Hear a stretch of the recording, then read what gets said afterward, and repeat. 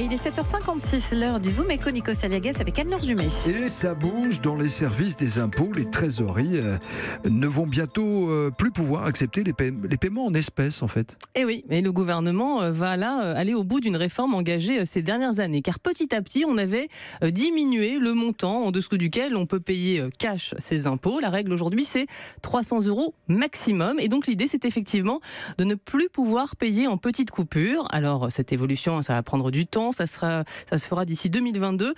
En fait, ce service ne va pas totalement disparaître. Il sera transféré à des organismes extérieurs. La Poste et les buralistes pourraient demain gérer cette collecte pour le compte de l'État. En même temps, je ne comprends pas cette réforme. En quoi ça dérange que quelqu'un puisse payer jusqu'à 300 € ses impôts? C'est quoi? C'est pour faire des économies? Alors, effectivement, c'est l'une des raisons. Alors, pas la première évoquée par Bercy, qui met en avant la sécurité des agents.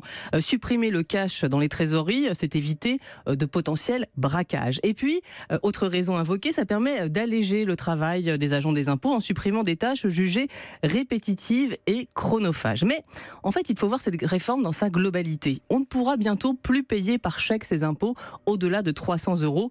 Ça, c'est prévu pour l'an prochain. On ne pourra bientôt plus pousser la porte de son centre des impôts sans avoir un rendez-vous.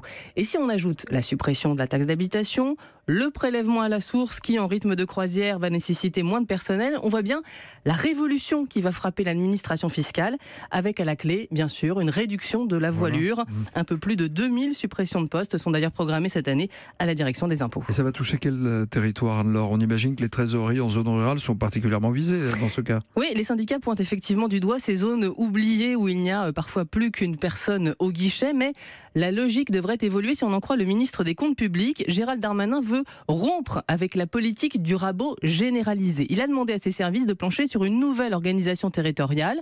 En clair, des implantations actuellement situées dans les métropoles pourraient se retrouver en milieu rural ou en périphérie des villes. Il y aura des expérimentations l'an prochain dans des zones pilotes. Et si c'est concluant, eh bien ce sera généralisé.